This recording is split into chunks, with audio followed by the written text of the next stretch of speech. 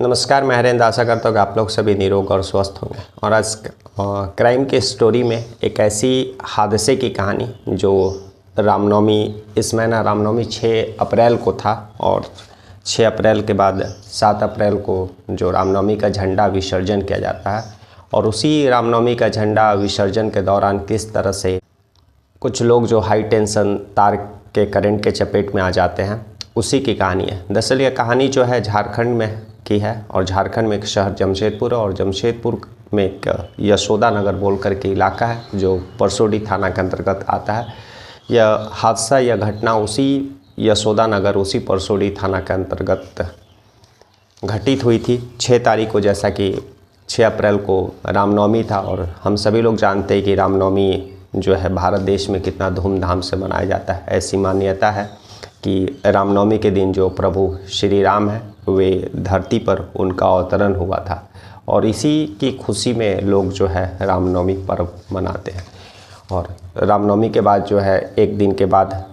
6 तारीख को रामनवमी था और 7 अप्रैल को रामनवमी का झंडा विसर्जन था। और झंडा विसर्जन के दिन जैसा कि शहर के जितने भी अखाड़ा समितियाँ रहती है वे सभी अपना अपना रामनवमी का झंडा विसर्जन करने के लिए निकालती है और उसी विसर्जन के दौरान जो है अलग अलग करतब और झांकियाँ, इन सभी का प्रदर्शन अलग अलग जितने भी अखाड़ा समितियाँ रहती हैं उन लोगों के द्वारा व्यवस्था की जाती है। और इस रामनवमी को लेकर के जो जिला के प्रशासन रहती है वह भी पूरा अलर्ट रहती है। और इस बार भी लगभग 2025 में भी लगभग 250 दंडाधिकारियों की तैनाती की गई थी और लगभग 2000 जो है पुलिसकर्मी हैं उनको भी तैनात किया गया था ताकि किसी भी जमशेदपुर के लोगों को किसी भी तरह का कोई दिक्कत नहीं हो। और जो अखाड़ा समितियां रहती हैं उन लोगों के लिए भी बहुत सारे गाइडलाइंस प्रशासन की तरफ से बनाए गए थे ताकि किसी तरह का भी कुछ असुविधा लोगों को नहीं हो सके। और आपात स्थितियों से निपटने के लिए भी जिला के जो अलग अलग विभाग रहते हैं जैसे स्वास्थ्य विभाग और बाकी अन्य जो डिपार्टमेंट रहते हैं उन लोगों को भी अलर्ट मोड में उस दिन 7 तारीख को रखा गया था। लेकिन इन सारी गाइडलाइन होने के बावजूद, इतना प्रशासन के अलर्ट होने के बावजूद भी जमशेदपुर का जो परसोडी थाना के अंतर्गत जो यशोदा नगर आता है, लेकिन वहाँ पर 5:30 बजे के करीब झंडा निकलता और झंडा लगभग 400 मीटर की दूरी पर ही पहुँचा था कि जो है ऊपर से जो हाई टेंशन तार गुजर रहा था उस हाई टेंशन तार की चपेट पे जो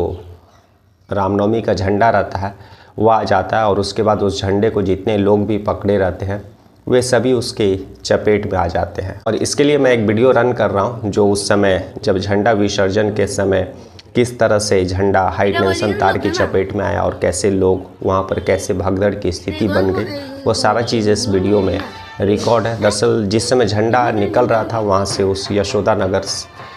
से गुजर रहा था तो कुछ लोग जो है घर से वीडियो बना रहे थे, तो उसी समय का यह वीडियो है। यह लगभग 3 मिनट का वीडियो है और उसमें आपको सारा चीज़ दिखाई देगा कि किस तरह से झंडा लेकर के लोग निकल रहे और एक पर्टिकुलर स्थान पर जाने के बाद झंडा को जब खड़ा किया जाता है तो उस झंडे को सीधा करने के दौरान किस तरह से झंडा का ऊपरी हिस्सा जो है ऊपर लगभग 1 लाख 1.5 लाख वाट का जो बिजली तार है उसके करंट के चपेट में आ जाता है और झंडा पूरी तरह से उस तार से दूरी पर है, लेकिन फिर भी करंट इतना ज़्यादा उस तार में फ्लो है कि उस झंडे को चपेट में ले लेता है। और उसके बाद झंडे को जितने लोग भी पकड़े रहते हैं, जो राम भक्त रहते हैं, वे लोग उस करंट की चपेट में आ जाते हैं और किस तरह से वहाँ भगदड़ का स्थिति होता है और फिर तुरंत उन लोगों को हॉस्पिटल पहुँचाया जाता है। और फिलहाल लगभग 10 दिन हो रहे हैं और जो 6 लोग थे उसमें से 5 लोग जो है हॉस्पिटल से डिस्चार्ज हो गए हैं। एक ही शख्स है जो शायद अभी भी हॉस्पिटल में है, लेकिन उसका भी हालत जो है वह आउट ऑफ कंट्रोल है। मतलब किसी तरह का ऐसा नहीं है कि उसकी हालत नाजुक है, वह भी रिकवरी हो रहा है और आशा करते हैं कि 1-2 दिन में जो है वह भी ठीक होकर के हॉस्पिटल से छुट्टी मिल जाएगा। लेकिन यह वीडियो में आप देखिए किस तरह से लोग जो है उस रामनवमी के झंडे को सीधा खड़ा कर रहे हैं। एक दफ़ा जो है सीधा नहीं खड़ा होने पर कुछ लोग उस झंडे को सीधा खड़ा करने के लिए इंस्ट्रक्शन भी दे रहे हैं, आवाज़ भी दे रहे हैं। उसके बाद जैसे ही उस झंडे को सीधा किया जाता है तो उस समय हवा भी चल रहा है, झंडा पूरा लहरा रहा है और उसके बाद जो ऊपर से हाई टेंशन तार गुजर रहा है उसके चपेट में आता है और फिर जो है नीचे पकड़े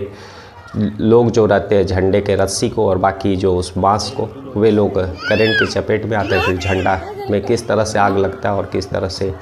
जो है झंडा गिर जाता है नीचे, और उसके बाद भगदड़ की स्थिति जो है वहाँ पर हो जाती है। सारा चीज़ इस वीडियो में आपको देखने मिलेगा।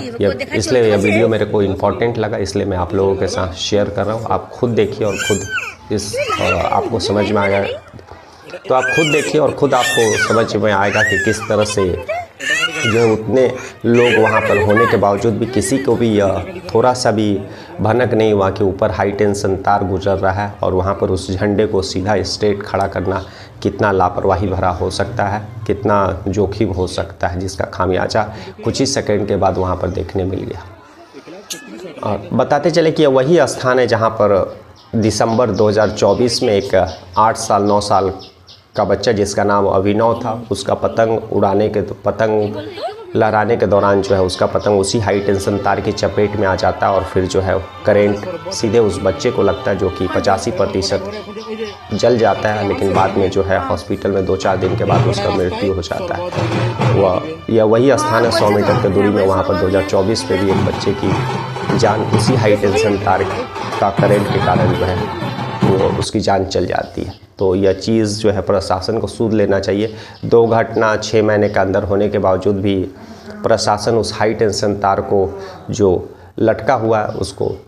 टाइट करने का, उसको मजबूत करने का कोई भी प्रयास नहीं कर रहा है। तो आने वाले समय में वहाँ के जो स्थानीय लोग, उन लोगों को इन 2 घटनाओं से सबक लेना होगा और इस तरह की घटनाएं नहीं हो, इस सारी चीज़ों को लोगों को दिमाग में रखना होगा। कल हम लोग फिर ऐसी किसी स्टोरी या फिर कहानी के साथ मिलेंगे। तब तक ले नमस्कार, जय हिंद, जय भारत।